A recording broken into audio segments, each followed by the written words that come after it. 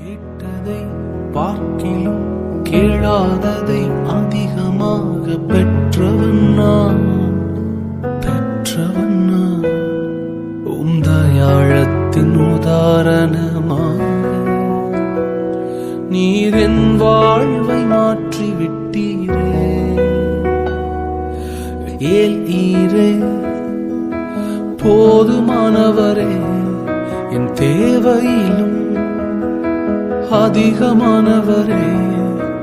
ஏல் ஈரே போதுமானவரே, என் தேவையிலும் அதிகமானவரே.